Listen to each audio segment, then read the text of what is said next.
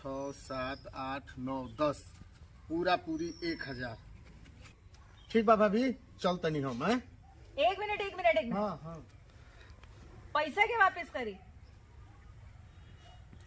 भाभी जी रोगा हमके 1000 देनी, अब का चाहतनी बोले?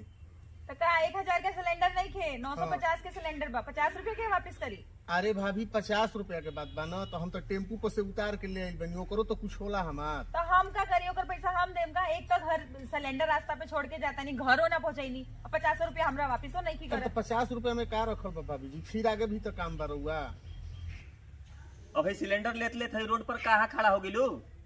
अरे भैया जी देखी ना, 50 रुपया खाती भाभी लड़त रही। अरे तो 50 रुपया का आसमान से टपक के आवेला? अच्छा ई कौन बात भइल भाई? टेम्पू से उतार के हम ले आइल बनी तो हमार कुछ बनेला ना? सिलेंडर 940 के बा, ओ हम रवा के देनी 1000 रुपया, ओ हिसाब से 60 रुपया बचता। कंपनी के तरफ से तारा तनख्वाह उनखा ना मिलेला का? मिलेला का है ना, सब मिलेला ये लोग के, लेकिन आदत से मजबूर बा लोग ना, ऊपर के कमाई ज्यादा चाहिए। हाँ चला, अच्छा ठीक बा, तार लोग के 50-60 रुपया लेके हम बॉम्बे में बंगला नु बना ले। एगो काम करो भैया, लो है खुला करा के ले आवो। अरे तो हम का पनवाड़ी हई, ल हई जाके घर से खुला करा के दही करा के, हमारा के टाइम नहीं खेता ना।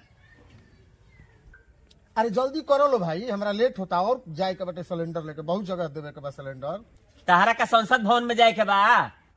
एगो तो एकनी के ब्लैक में सिलेंडर बेचे के आदत हो गइल बा, बेच के एकनी के इहे काम कुल करत रहेलन सब। अरे सुनो भाई, केकरा के बोले किया बोल रहा कि हम औरत के महिला के लिहाज करत नहीं, ठीक बा ना? तो अब वही तरह के हम दिखा देती कि हम का चीज हई। तू जाना तो नहीं केकर से बात करता रह, हम एगो सरकारी अधिकारी हैं, ठीक बा? 2 मिनट लागी टांग पर टांग धके तुरंत चीर देब। अरे तो का फायदा ऐसा सरकारी नौकरी के कि मेहरारू 50 रुपया खातिर रोड पर लड़त रही? तो मतलब का ताहर बीड़ी जो बीड़ी खैनी खाती तारा के 60 रुपया हम छोड़ दी? तो हमरा शको होता है इनकरा पे, जरूर इस सिलेंडर में कमो गैस हुई। एक काम करी, पहले एकरा के तौली था, एकर चेहरो देखला से लागते बा की चोरी हुई। अरे 4 किलो सिलेंडर कम बा में। मर्द पहले तू कबाड़ी में काम करत रहा का मर्दे? कबाड़ी के बात मत कही, ठीक बा? जहाँ हम चल देनी लोग थोड़ा थोड़ा कांपेला, ठीक बा? अपना ध्यान रखल करो। उठाइए के कैसे जान गिला? उठा के डेली के एक्सपीरियंस पर देसी आदमी है, देसी। अच्छा चलो, सरकारी नौकरी लागी बा, हमार तो बुझा तो पहले कबाड़िए में काम करत रहा है। जाए दो बुझ गई, कबाड़ी वाला एक्सपीरियंस लेके कहत रहे कि गैस कम बा। एक तो ताहार चोरी पकड़ल गई, और मैं हमनी के कहता था कि हमनी के तरीका खराब बा, देसी तरीका बा एकदम। एगो तो गैस कम देता रहा, ओकरा बाद ऊपरवारो कमाई चाहिए। अरे भाई हमारा ना चाहिए तहार ऐसा ऊपरवार। एगो काम करो, तहार ना चाहिए ऊपरवार पैसा हमारा कहिलो है अपन धर आ फिर से आके ऑफिस में अपन सिलेंडर बुक कर लियो। अरे 1 मिनट, वो भूलत काहे नहीं की? एक तो किचन में सिलेंडर खत्म भइल बा, वो ये लेके चल जाई तो कहां से खाना बनी? चल रखे जा, पहले सिलेंडर रखे जा। हम सरकारी अधिकारी होकर तहरा ऑफिस में गोडाउन में आके सिलेंडर लेके जाई, यह काम रह गइल बा हमारा। तू बुझत नहीं खा अभी हमरा के का चीज हई? अच्छा आवे ऑफिसवा पता तहार दुख बुझत है। चला सब छोड़ा, सब ठीक बा।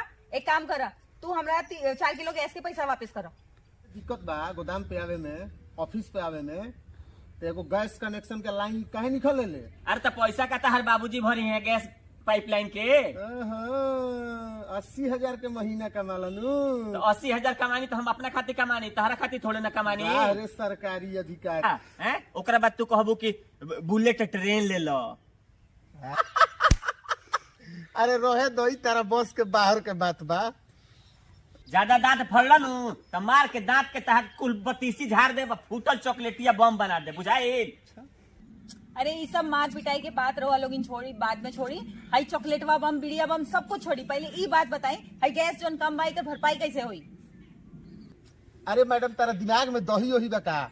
अच्छा खासा आदमी पहले दफ्तर जात रहे हैं, एक बाद तू 50 रुपया खातिर लड़े लगलू, एक बाद भाई 4 किलो गैस खातिर लड़े लगलू।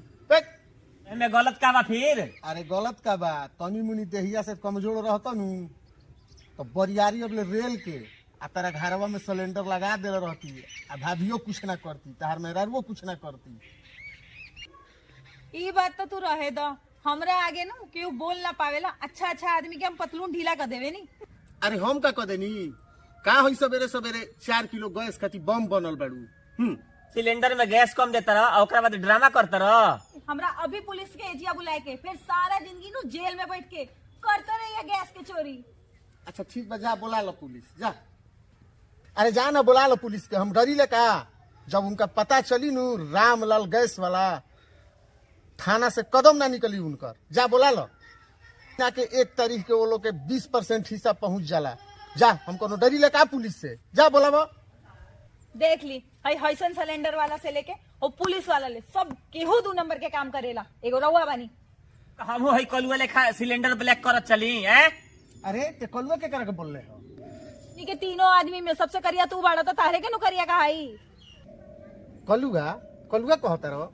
जब हम अपने आप पे आ गिनी तो तारा पूरा खानदान के दाना दाना के मोहताज बना दे, बुझाई। अभी तू जानत नहीं खो हमरा बारे में। तहार लेखा चिवटी के नु 1 मिनट में मसल कर रख दे तुरंत, है से झुर झुर झुर झुर। यह छोटकी चिमटिया तारा जैसन हाथी के कान में घुसी नू तो सीधा जाने लेके छोड़ी। अरे अरे हई सिलेंडर लेके कहां जाता नी? गोदाम पे आके गोदाम पर से ले जाइयो, अब पता लग जाई कि रामलाल के हवे। ठीक बा ना? पता लग जाई, आवा गोदाम पे। अरे अरे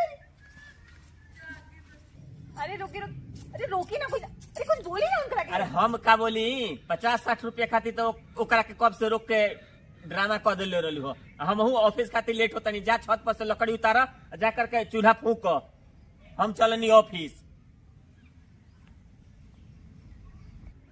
हाँ बड़ा मतलब ही बानी, अपने खातिर सोच लेनी, हमरा बारे में कुछ ना सोचनी। अब हम ना बनाएं गाना वाना लकड़ी चूल्हा पे।